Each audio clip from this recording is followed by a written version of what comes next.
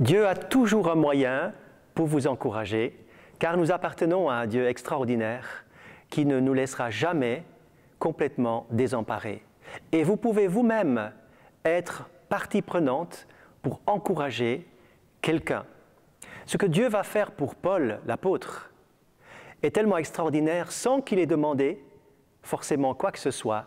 Dieu a su lui envoyer l'encouragement dont il avait besoin dans une situation donnée. Il parlera de ses épreuves librement dans la deuxième lettre aux Corinthiens, au chapitre 4 et au verset 8. Il va parler qu'il a été pressé de toute manière, mais non désemparé, abattu, mais non perdu, persécuté, mais non abandonné, désemparé, mais non désespéré. L'apôtre Paul a vécu des choses très difficiles dans sa vie, mais il y avait ce « mais » qui suivait toute cette énumération de problèmes, cette expérience de vie.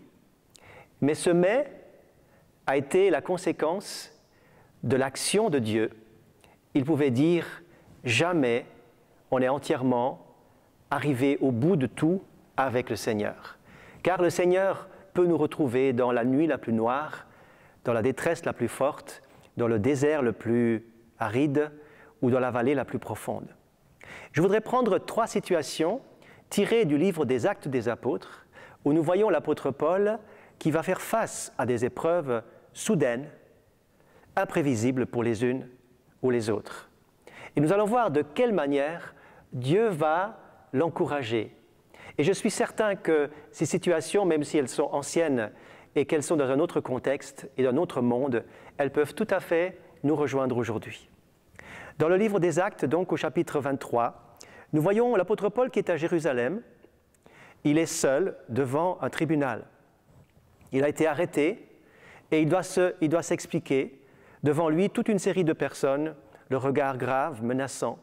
Et son avenir est en jeu. Son ministère est en jeu. Son témoignage est en jeu. Il est seul, que va-t-il faire? Durant la nuit, nous dit cette parole extraordinaire au verset 11, le Seigneur va lui apparaître. Il dit, Paul, prends courage. C'est moi qui contrôle toutes choses. Tu devras comparaître à Rome. Tout ne va pas s'arrêter ici.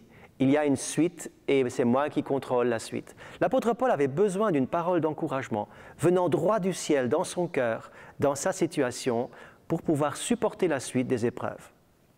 Au chapitre 28, nous lisons une autre situation. La vie va continuer. L'apôtre Paul est prisonnier, en route vers Rome. Avec d'autres prisonniers, ils sont sur un bateau qui va faire naufrage.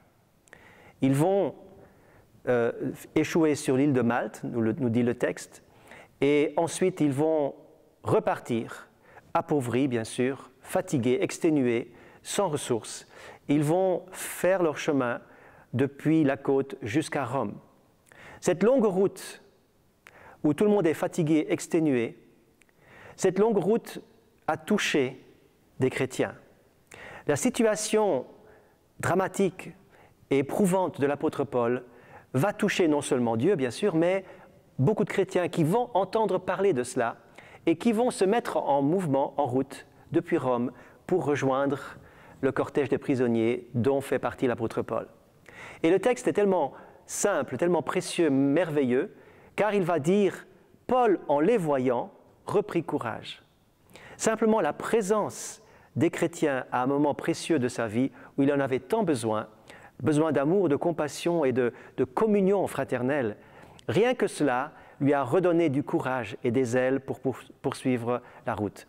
Avez-vous déjà remercié ceux qui vous entourent par leur présence? Troisième et dernière situation que je voudrais évoquer avec vous, c'est dans Acte 14 que nous trouvons Paul qui, de ville en ville, de village en village, va annoncer le merveilleux message de l'Évangile. Tantôt il est reçu, tantôt il est rejeté. Il est persécuté.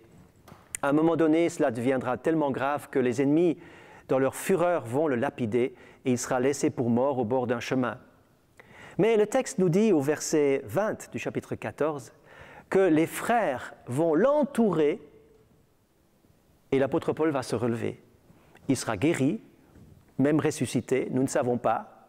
Mais simplement le fait est relaté qu'il a été entouré d'amour, entouré de prières, entouré de compassion. Ils ont fait un cercle autour de lui, ils se sont unis d'un seul cœur, comme un seul homme, pour prier pour cette situation. Et Dieu a exaucé en faisant l'impossible.